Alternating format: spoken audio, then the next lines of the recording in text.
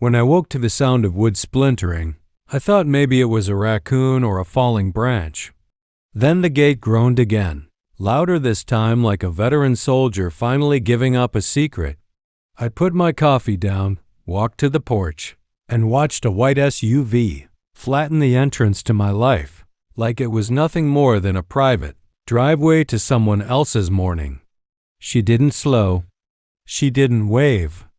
She barreled past with a practiced, insolent ease, sunglasses hiding, the kind of eyes that treat other people's property like a suggestion. For her slim-shouldered, hair pulled into a precise bob, and wearing a smile that never touched the corners of her mouth, my land was nothing but a shortcut. She looked like she belonged to a neighborhood of clipped hedges and laminated minutes. She drove like she'd borrowed the world and planned to return it later with an extra charge. The first time I told myself it was a mistake. The second time I told myself she was testing me. By the third, I realized she was daring me. And I'm not the sort of man who does well with dares, especially when they're issued on ground my granddad paid for and my hands had fixed into place. When I bought the place, I'd envisioned silence. Wide skies, cattle moving like punctuation across the fields at dawn. A gate that fetid shut at night like a full stop on the busy sentence of the world. 30 years of hands-on building and hauling had left me with dust in my lungs and a hotherzen stubbornness that stuck to the marrow. I wanted simple things. A cup of coffee in the early light, the horses to know my steps, a gate that closed without someone else thinking they had the right to walk through. My property bordered Pine Hollow, a subdivision that ran on. Rules thicker than the county code. Flowers had to be planted in specified colors, mailboxes measured with the precision of a tailor's tape, and parking declared an act of civic virtue or sin depending on who was chairing the meeting that month. My deed, however, sat outside their jurisdiction. It said so in print, with a descriptive line and coordinates that left no room for opinion. The boundary between their trimmed lawns and my pasture was marked by the gate.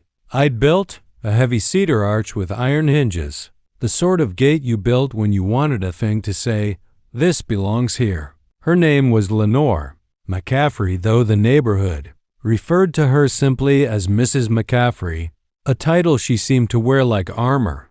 She had a bumper sticker that read, "Pine Hollow, pride and the precise anger of someone born into committee meetings."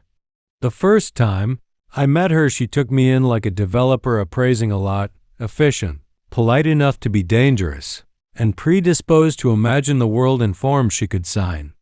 "Lovely place," she said, voice smooth as varnish. I said thanks and thought that was the end of it.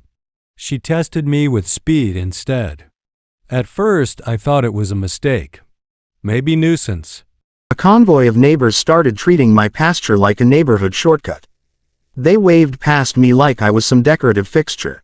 One of the old men at the feed store spat his sunflower seeds and warned me to let it alone. "She runs that place like it's a kingdom," he said. "You start fighting that, you get exhausted. She'll fine you to death with the paperwork." I did not appreciate the prophecy. Then came the envelopes. Official looking, stamped with the Pine Hollow letterhead, violation notices, polite threats, and the recurring idea that my gate did not conform to the community aesthetic. The black type bled through the thin paper and into my sense of rightness. I drove to the county clerk and read the official maps until the ink blurred, but the truth was as crisp as the deed in my glove box. My property fell outside the HOA's reach. Knowledge is a small comfort when someone with influence decides to make your life small.